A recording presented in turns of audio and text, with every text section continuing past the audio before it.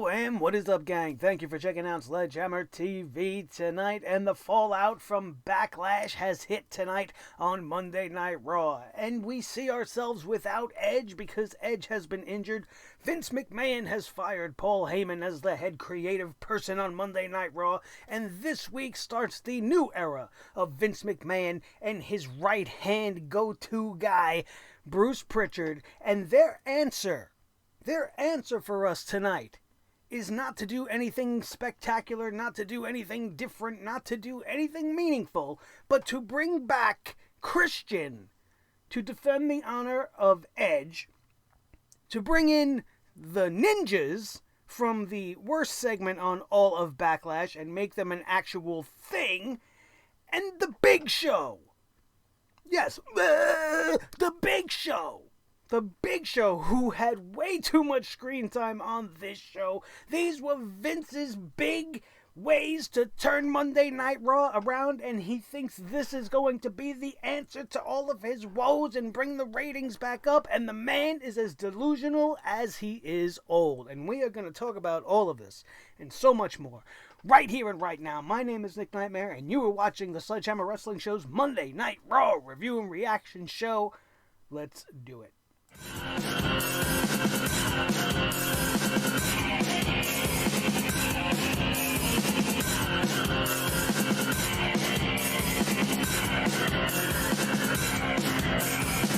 Sledgehammer Wrestling Show.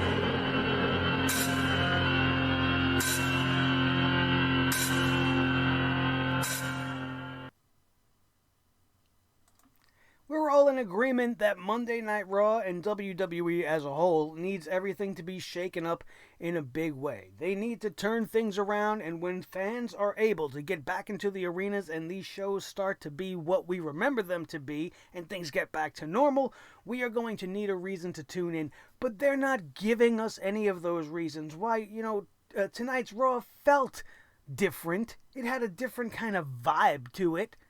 We've seen some different faces show up on tonight's Raw, but the one major difference that I cannot overlook is the fact that nothing was really that different. You made all these little minor changes, all of which were questionable at best, and you still put on a garbage television program that nearly put me to sleep in the middle of the third hour. I was struggling to stay awake on my couch. My wife kept nudging me in the arm. Wake up, you big oaf! You're gonna get mad, you're gonna miss your review. And it almost happened. That's why we're running a little bit late tonight. But the fact of the matter is, these shows have no life. They are lifeless. They seem almost robotic in nature, as if they are just taking a formula and giving it to some sort of a computer with some sort of a algorithm that's going to come up with tonight's script, and they just go with it. They don't even tweak it. And that computer with that algorithm that's ruining everything is actually a human being who's been running this company into the ground because he can't get out of his own way. Here's a man that will not build towards the future and sees the stars of the past as the only way to generate interest of his show. Now, this is no disrespect to Christian at all. I was always a fan of Christian. I have no problem with him, but Christian is not Edge. You go out of your way tonight to have Christian, Edge's brother, Edge's best friend, come out to defend his honor. Seems like a no-brainer, right? Something that would happen. But Christian hasn't been in the ring in over 6 years. And he's not cleared to wrestle, and you get around this by booking an unsanctioned match. This is something that AEW decided to do just a couple of months ago, the unsanctioned match. And this unsanctioned match wasn't even a match at all. In fact, by the time all was said and done, this unsanctioned match between Orton and Christian wasn't about Randy Orton or Christian. It ended up being about Ric Flair. Ric Flair! What? I know Ric Flair and Randy Orton have tons of history, Evolution Brothers, but what does Ric Flair have to do with anything that's going on with Edge and Randy Orton? Nothing. Absolutely nothing. just to have everybody think that Ric Flair's on Christian's side. Earlier in the show, we see Ric Flair talking to Christian. Come on, man. You don't have to do this. Randy's next level, bro. Blah, blah, blah. Trying to talk Christian out of taking part in this unsanctioned matchup, and Christian wasn't going to listen to Ric Flair. He had honor at stake. He had pride at stake, and he went out there to do this and ended up getting embarrassed, and you had Ric Flair make a turn. The dirtiest player in the game gives a nut shot to Christian, and this is supposed to be like earth-shattering. I don't understand the point of Ric Flair's involvement. It's completely out of left field, comes out of nowhere, in and out as quick as Akira Tozawa and his ninjas, which is a whole nother segment. And let me tell you something. Anytime we're talking about the tag team championships and what they've been doing with the Viking Raider, Warrior, Street Profit Raider, Warrior, Profit Raiders, I immediately just want to go to sleep. And we have no choice but to bring down the poop out on these guys. It's just insufferable. And now they're adding in things like 9-foot-tall ninjas. The excessive amount of ninjas in the motorcycle gang was one thing, but the 9-foot-tall ninja looks to me like this generation's version of WCW's Yeti. You remember the Yeti? Well, when the big old mummy-looking guy came out, it was ridiculous. And the one thing that pisses me off the most is that the guy that's in that ninja suit is a truly unique individual.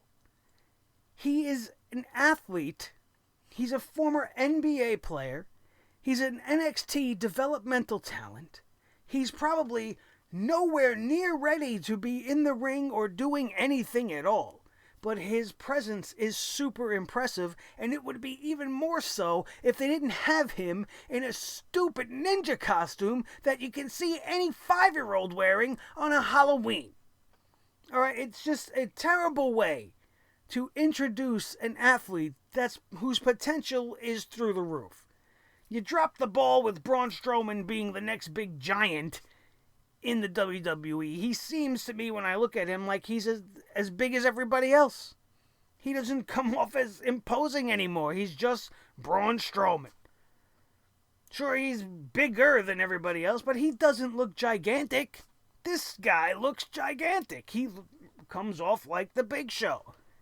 The Big Show's probably the same size as Braun Strowman, but he just has that giant appearance.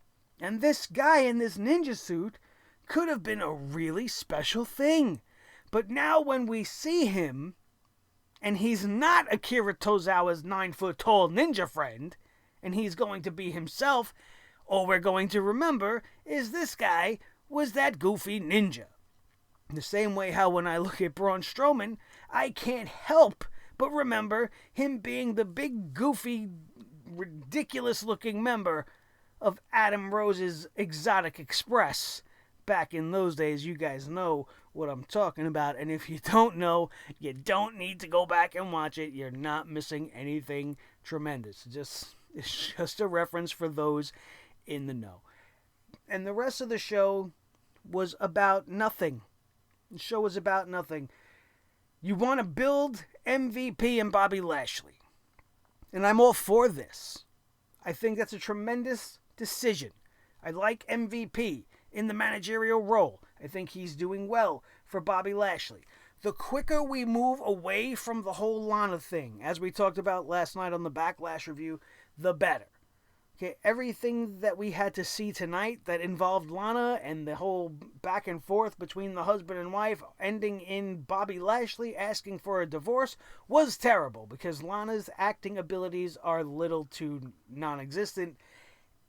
But it was necessary. It was a necessary thing we had to sit through. It was terrible, yes, but Bobby Lashley asked for this divorce.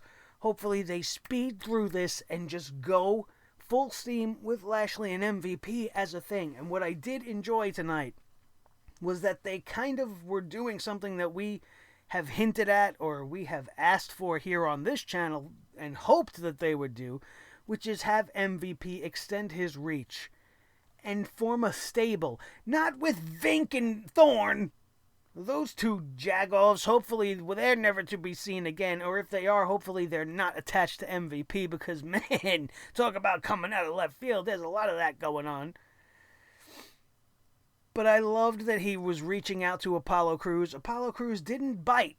And I don't like that they did that, but the tease of it is there, and Apollo Crews showing a little bit of heel tendencies in his championship match tonight lead me to believe he might end up on the side of MVP and Bobby Lashley. And we have mentioned that trio already on this show before this even took place tonight. Imagine that, MVP with Bobby Lashley and Apollo Crews. That is a tremendous threesome. And now you add in somebody. We talked about different faces showing up tonight. We've seen the return of Shelton Benjamin, which I'm never going to complain about. The guy's a fantastic athlete. The problem here is that they put him against Apollo Crews, and it wasn't that they had the match, but the problem came in his promo. Now, if you really listen closely, they went out of their way to tell you that earlier today, Shelton Benjamin had these words for Apollo Crews regarding their matchup tonight. And then Shelton Benjamin wants to bring up the fact that, Apollo, MVP gave you a pretty interesting offer, and maybe you should take that offer because, you would be lucky to have a guy like MVP lead your career. He would be good for anybody. But tonight I'm going to take your championship. So I'm sitting there going, well, he's saying all that. Why doesn't he go to MVP?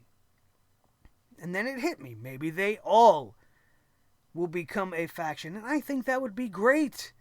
I think it would work. I think the three personalities would mesh well together. I like MVP as a mouthpiece for all three of them. Shelton Benjamin is just fine on the mic. I mean, he's not at the same level as an MVP, but Shelton Benjamin can talk on the stick. The other two guys, not so much. Bobby Lashley is just a vacuumless pit of charisma. I don't know if that's the proper way to say it, or if he's a charisma vacuum of some sort. It's just not there. It's not there, but he's a tremendous athlete, and I like what he does in the ring, and his chemistry with Drew McIntyre is there. You can't tell me it's not there. These guys perform well together. It could be a very good major program. Adding an MVP to everything makes it better. Having a faction behind him to serve as heaters as they get through to try to get Bobby Lashley that championship. It works. I like it. I like it a lot. But it's not going to work when you book guys like Bobby Lashley and MVP in a tag team match against Drew McIntyre, the WWE champion, and R-Truth, the hey, look at me, I'm a clown, 24/7 avocado-colored, golden-plated European television championship. And you have them lose. I understand last night, Lashley's loss could be blamed on Lana. Tonight, who takes the blame? Lana didn't play a part in the outcome of the match tonight. Everything that happened was the fault of MVP and Bobby Lashley. So essentially, MVP caused Bobby Lashley to lose. So why would anybody want to join up with MVP? When ever since Bobby Lashley's been with MVP, sure, he's gotten a championship opportunity. And apparently he's able to get Shelton Benjamin a championship opportunity as well. If you've seen some of the stuff on WWE.com, you'll know what I'm talking about. He put the offer out there to Shelton Benjamin. He's like, hey, I can get you another shot at Apollo Crews, and this time for the championship. Why? Shelton Benjamin just went out there and lost. What does MVP have that trumps that? I don't understand. It might be interesting to see it all play out. But having MVP and Bobby Lashley together and constantly losing, you're not building up anybody. And you can't say that it didn't hurt Lashley because MVP took the pin because MVP is an extension of Lashley. They were a team tonight. They lost. That's how it works. Doesn't look good for Bobby Lashley. So why would he want to continue to be with a guy who, yeah, you got me this opportunity, but you're causing drama in my personal life, and you're causing me to lose in my professional life? It doesn't equate.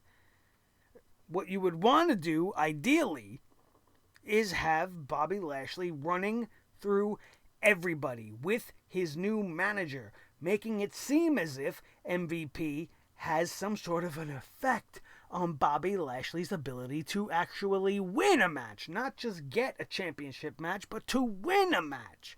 But we're not seeing that here. So I don't understand the mentality of the bookers and how they decided to go these routes and think that it's going to help anybody involved in the match itself, because it doesn't. It did nothing for Drew. All it actually did was bring Drew McIntyre down. What does the 24/7 championship have to do with the WWE championship? Absolutely nothing. They're nowhere near on the same level. No, and I love R-Truth. R-Truth is fantastic. He's full of charisma. He's charming. He's endearing. And he's genuinely funny. And he is, of all of the things that have happened with the 24/7 championship, the one great thing about this title is that it got R-Truth on television. And he deserves it, because the guy is good at this wacky, crazy, just simply out there character. But putting this act side by side with an act like Drew McIntyre, that at this moment should be being taken very seriously and should be being protected at all costs, and just putting him in jokey, comedy-style angles, it's not helping anybody. And then you take the one guy that you have on the roster that actually could be a threat to Drew McIntyre, and you already have him on a downward spiral. And to recover from that momentum, I don't know if he can. Maybe as MVP pulls in more pieces to his stable, they can build power through numbers and maybe, I don't know, actually be something. Not like what they did with Zelina Vega and her faction. Austin Theory's out. He's running with Seth Rollins now. And she can't keep her guys together. She can't keep this stuff together. They really have an opportunity to make a decent tag team here, with Garza and Andrade and Zelina at the head as manager. We need tag teams, because look at the tag team division and the mess that has become. But no, they want to already just start the infighting and continue on with that. Like, Zelina Vega's not a good enough manager to handle her talent, and I don't appreciate that. I think that's not making her look very good. In fact, tonight, she walked off. Andrade came out during Angel Garza's match with Kevin Owens, another person who is wasted by the WWE and continues to do so. And Zelina Vega walks off and then decides to come back after Garza loses, and he starts to beef with Andrade. And now she wants to get her guys in line. They walk away with her, but obviously this isn't over. And I just don't understand the need for this. There's no need for this. I don't need an Andrade-Angel Garza rivalry. These guys barely even know each other yet. They've been running together for what, like 2 months? Now they're going to make it like it's so deep. And who's going to be the good guy? Andrade's not a babyface. He's not there yet. Garza, maybe? Maybe you can get him over the... I don't know. You failed Humberto Dr. Dimples Carrillo. I'm sure you're going to fail with Garza as well. But the bigger story coming out of that was Kevin Owens. And he's just relegated to the midcard. He's stuck in this story that he has nothing to do with. It doesn't feel like he belongs with this whole entire group. Remember Sesame Street back in the day when you were watching and there was the one of these things don't go with the one thing? This is what's happening with Kevin Owens. He doesn't belong in the spot that they are giving him. It's awkward. It's just not good. It's not good. And in fact, if they were smart, what they would have done with Kevin Owens was Kevin Owens should have been the one tonight to step up and be like, hey, listen, Randy, I don't appreciate what you did to my fellow Canadian Edge, a man that I looked up to, a man that took me under his wing, and yada, yada, yada, and go that way with Kevin Owens, and then start a Randy Orton, Kevin Owens program until Edge is ready to come back, whether it's 4 months or 8 months or whatever. You could have stuck Christian in there anytime you wanted. And you could have built it up to something. But now tonight you just embarrass Christian. You just throw him out there and shot to the nuts by a 70-year-old Ric Flair, which leads to a punt kick for Randy Orton to lay on top of him. It just makes no sense. But yet Kevin Owens, he's going to play with Angel Garza in the midcard. They're not even going to be sniffing around the championship anymore. We're just going to move him away from Apollo Crews in the title. He's going to wrestle these guys. Kevin Owens should be at the top of the card. And right now there's no higher on the card than what's going on with Randy Orton and Edge. And I think he would fit right in. But no, instead we get shit like this. On a very talk-heavy show, we should be grateful for the amount of action we got because there was barely any wrestling on this show as it was. It's one of those episodes where we had a whole lot of bullshit, a whole lot of talking, and then like 3 to 5 minute matchups. Not many of them. They saved most of the action for the second half of the show or for the third hour. And then there they blew it too. Because really, you're taking focus off the WWE Championship by making Randy Orton and Christian, a guy that hasn't wrestled in 6 years, the main event of Monday Night Raw. You claimed it was going to be an unsanctioned match, yet there was a WWE referee present, and Ric Flair got involved and all that other shit. Wasn't really an unsanctioned match, but it just... nothing on this show flowed. Nothing made sense. It was all over the place, kind of how I am right now, because the show just hurts my brain. It really does. They wasted the third hour on an unnecessary segment with Sasha and Bayley. They gave us an unnecessary rematch with Asuka and Nia Jax from last night. And then they gave us the unsanctioned match. There was nothing about this show that was really good. Or really like, oh my God, you guys missed out tonight. You didn't miss nothing. You missed nothing. It was the same old Monday Night Raw with a few different little set dressings. They took Wrestler A and replaced him with Wrestler B, but at the same time, the show itself just completely sucks.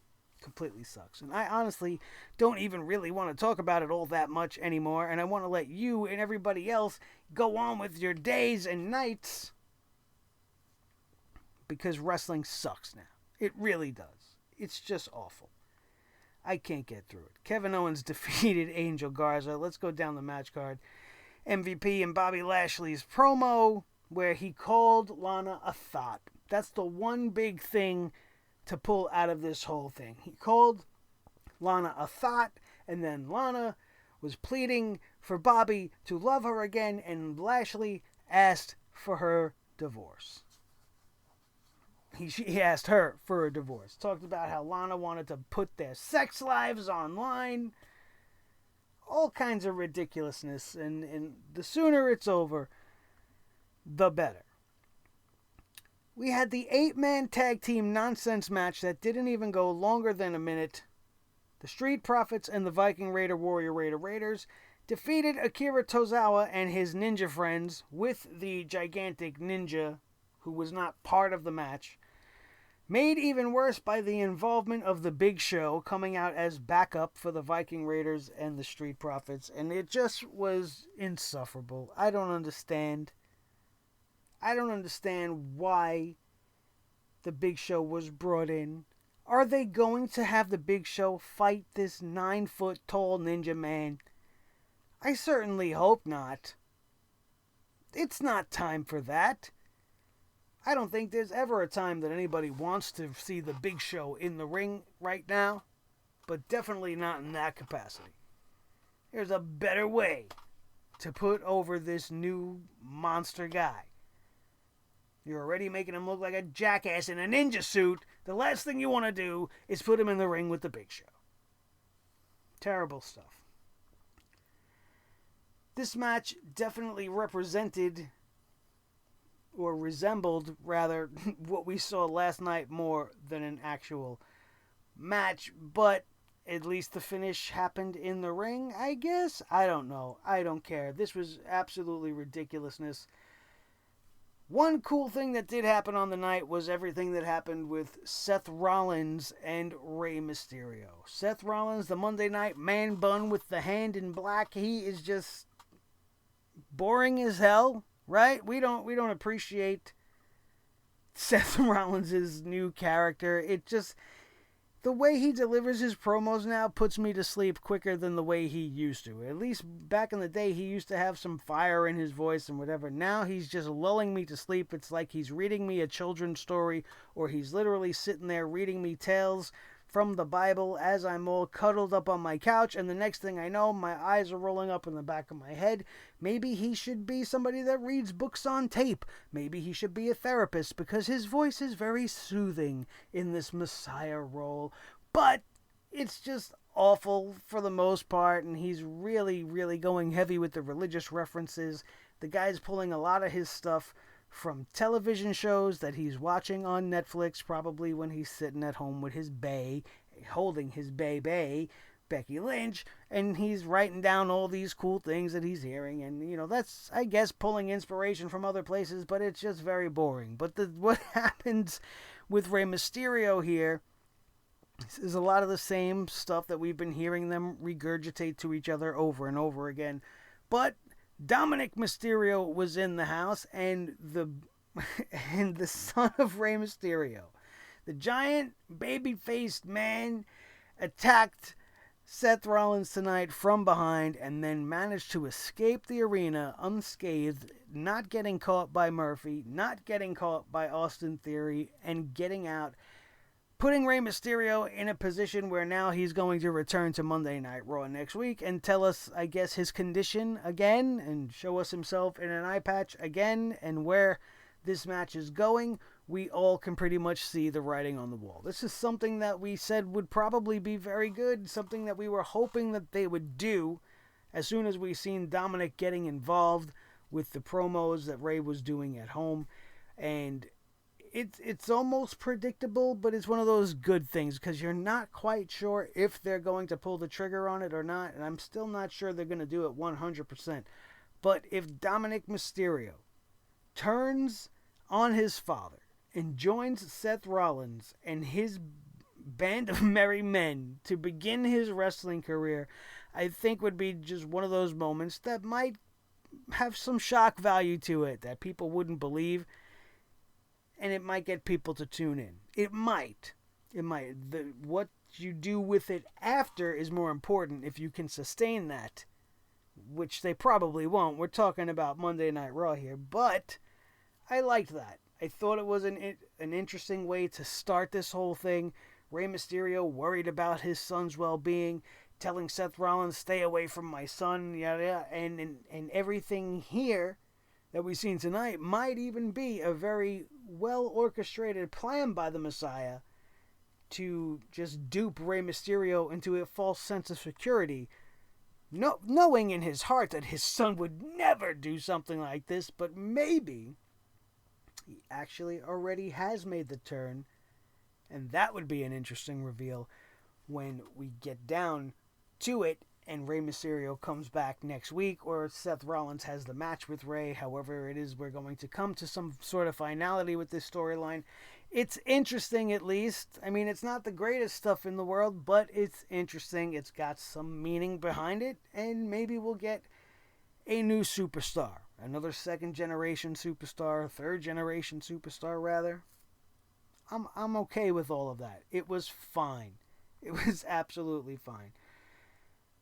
Backstage, R-Truth sincerely offered his condolences to Lashley for his divorce and ends up getting tongue-tied later in the evening and has their tag team matchup with Bobby Lashley and MVP turned into a championship match where everything is on the line.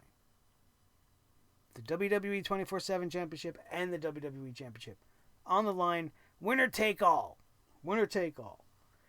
Drew McIntyre obviously was not happy about this, and neither was I, because I thought there was going to be some fuckery afoot. Thankfully, that was not the case, but I thought that they were going to screw Drew McIntyre out of the championship here. I'm very thankful that they didn't.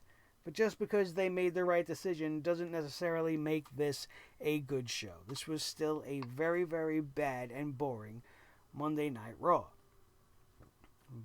Another thing that made absolutely no sense here, and maybe this was a direct shot at Paul Heyman, because we know Paul Heyman was a big fan and wanted to push Liv Morgan, right? We get promises of Liv Morgan having a new character.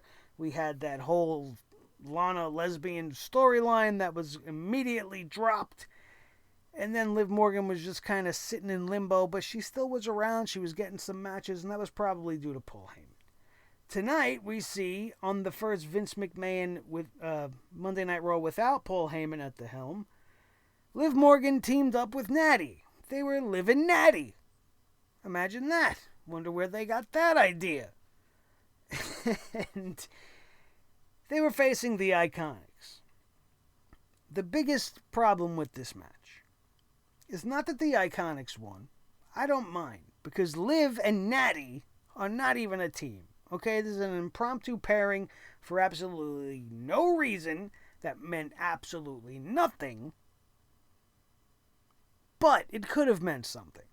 Because in this match, if they would have gave it more than 2 minutes, and I can't even believe I'm saying that about an Iconics match, but if they would have given the girls at least 5 minutes, maybe 6 minutes, and then have the Iconics go over and pin Natalya, this means a lot more than what it means by having Liv Morgan be the one to be pinned in this match so that the Iconics can prove that they're a tag team to be feared in their quest to take the championships from Sasha and Bayley again. Then the WWE does something interesting. They give the Iconics the mic, which is definitely not original. We know this is usually what they do, but the Iconics laid down a challenge to Sasha Banks and Bayley. They say, we know you're back there, right? You're the tag team champions. We know you're here. We know you're back there. We have a challenge for you. Answer us now. And nobody comes out. So I assume we were going to get the answer Friday or Wednesday or next Wednesday or something of that nature. But no. Instead of doing the right thing and have Sasha Banks and Bayley come out immediately and addressing the situation, telling these girls, you ain't telling us when we're going to have a match, and or whatever they wanted to do, but they could have refused the match and then turned this into, an ongoing storyline instead of immediately just booking the match. But they had Sasha and Bayley come out to answer the Iconics like 2 hours later, after the World Championship match and before the unsanctioned match, when it should have just all been wrapped up in that one segment in the early part of the show. Other than that, what is Liv Morgan? Do you care? Is it ever going to materialize and become a character that we could care about? Or any type of character at all? You have Natalya run her down in the back after this. I don't even understand what this was about. Natalya, one of the worst actresses on the roster, was featured in a segment with another one of the worst actresses on the roster, Lana. And the only thing it seemed to me to be about was to run down Liv Morgan. Why? Because Vince told Natty to say these things? Natalya was very condescending. She talked about how now she sees why Liv Morgan was kicked out of the Riot Squad. She didn't say it that eloquently. She stumbled all over every line she tried to deliver. Natty gets too nervous. That's what it is. She probably knows her lines back and forth, but once the red light goes on, Natty gets nervous, and you can see it in her physicality and in the way she delivers. Liv Morgan said nothing. Liv Morgan turned around and walked away for Natalya to continue to cut a promo on nobody, talking about how she gets no respect and how she built the women's division and blah, blah, blah. And then Lana comes out from behind and is like, oh, I know how you feel. How do you know? You built a women's division on your back? You've wrestled for over 10 years for a company somewhere. How can you relate? Because Lashley wants a divorce? That relates to Natty being pissed off that she's not respected as a legend in the women's? How do the two correlate? I'm waiting for an explanation. Because they don't. All this correlated into was one of the worst segments I've ever had to listen to.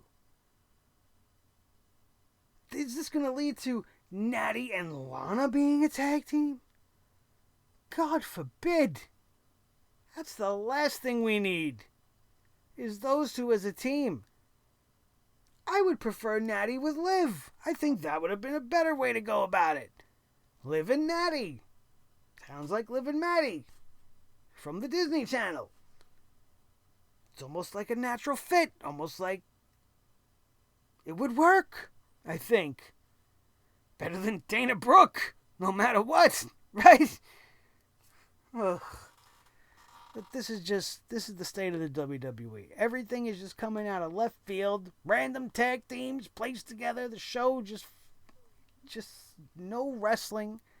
Quick, fast matches and just long amounts of exposition that just puts you to sleep because it's not even interesting. Apollo Crews defeated Shelton Benjamin in a non-title match in 2 minutes. We talked about that already. In the third hour, we had Drew McIntyre and R-Truth defeat Bobby Lashley and MVP. McIntyre retains the WWE Championship. That match went about 10 minutes. And it was okay. The match was okay. Drew McIntyre giving R-Truth the pin gave me a little bit of a stroke while it was happening, because I thought, oh, here it comes. He's going to be a nice guy. He's going to give R-Truth the ability to win this match, and he's going to lose. But once again, thankfully, that was not the case. They followed that with the Bayley and Banks promo that was just absolutely ridiculous. Peyton Royce once again slapped the taste out of Sasha Banks' mouth, and I thought this was very disrespectful. I don't understand. Who's the bad guys here? I don't understand anything that the WWE does. There are no tag teams in the women's division. I get it. Alexa and Nikki, are they good? Are they bad? I think they're the good girl tag team right now. But as far as these two teams go, it's heel versus heel. And Peyton Royce slaps Sasha Banks. And I understand that they want to make the Iconics look good and all. I don't know. It's not a prejudice against the Iconics. It's just I don't like how they book their champions. They just embarrass their champions. It doesn't matter if it's Sasha Banks. It doesn't matter if it's AJ Styles, Shinsuke Nakamura, Drew McIntyre, R-Truth. If you're a champion in the WWE, you're an embarrassment. You're an utter and complete embarrassment. Look at Asuka. 24 hours after going to a double count out match with Nia Jax, she has a rematch tonight and still can't cleanly and decisively win. You would think a woman who is argued by many and considered by even her peers to be the best wrestler in the world today, one of the best wrestlers in the world today, and she can't beat Nia Jax.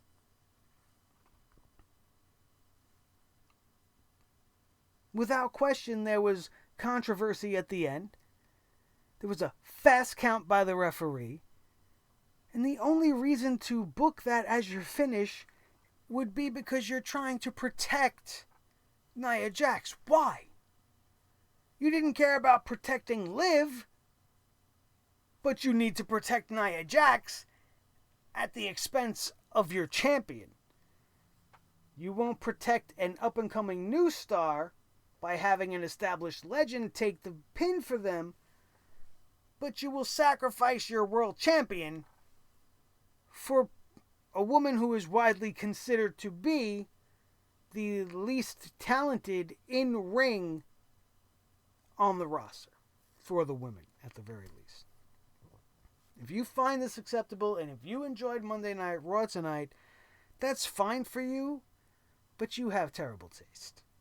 I'm sorry. I'm sorry to be the one to break the news to you. Please.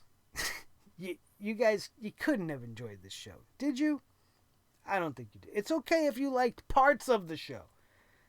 But as a whole, the Backlash Fallout show was a complete disaster. I wish I had a fallout shelter of my own that I could have sat in to avoid this episode of Monday Night Raw.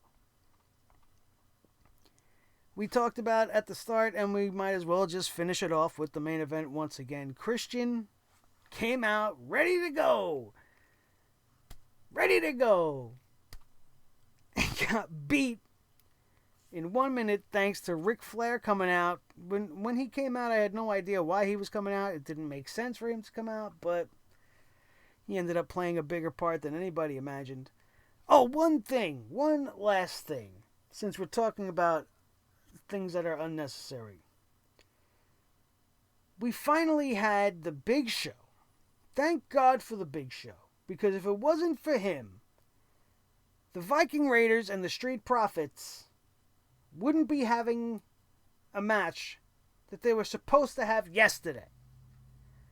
These teams were in the back at one point tonight, and they're like, well, how are we going to settle this anything you can do shit that we're in right now? And it took the Big Show to come out and say, listen, you guys, why don't you just have a match, and whoever wins the match is the champ, and then that settles who's the better team. Holy shit! Did you come up with that by yourself, Show?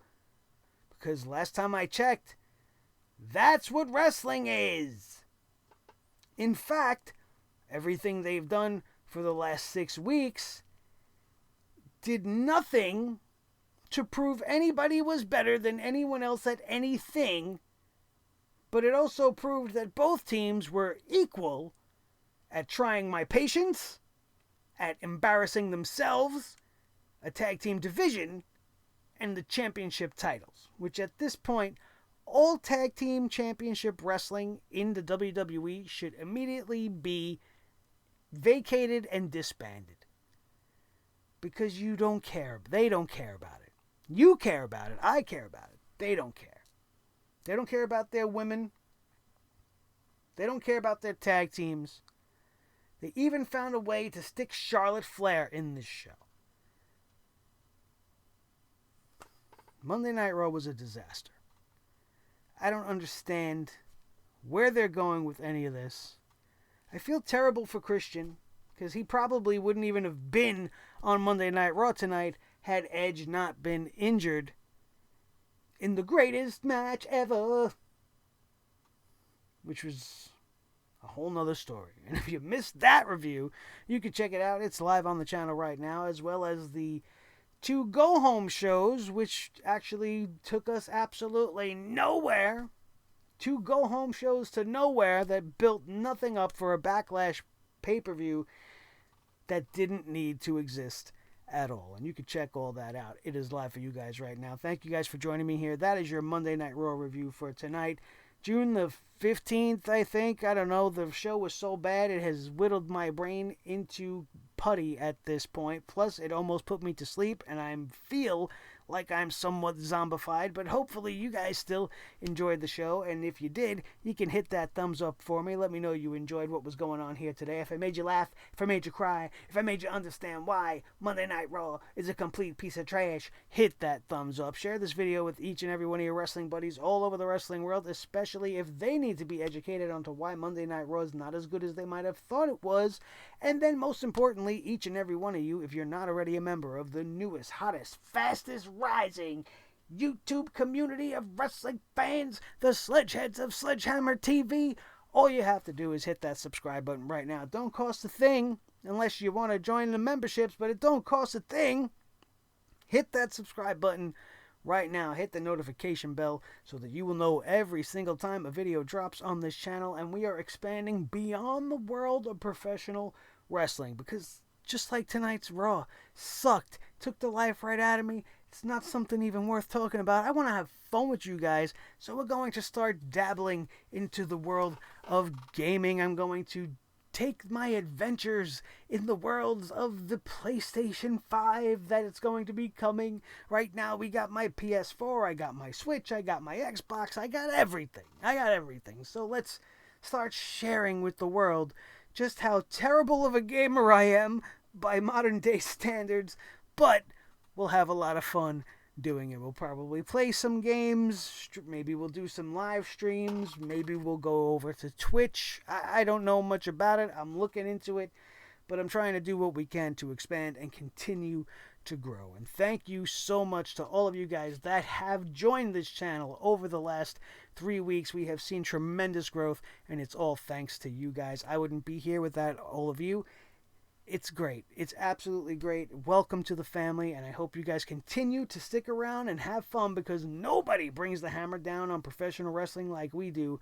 And watch out, gaming world, because the hammer is coming for you. My name is Nick Nightmare. This is the team. Thor the Sledgehammer, the official Sledgehammer of the Sledgehammer Wrestling Show. His tag team partner, the World Heavyweight Champion of all the microphones in all the world, Mr. Blue, the Snowball, the most important member of the team, as always. Each and every one of you. That, my friends, is going to do it. We are out of here, and we will see you next time right here on your new favorite wrestling show, the Sledgehammer Wrestling Show, only on Sledgehammer TV, right here on YouTube.com. Raw was trash.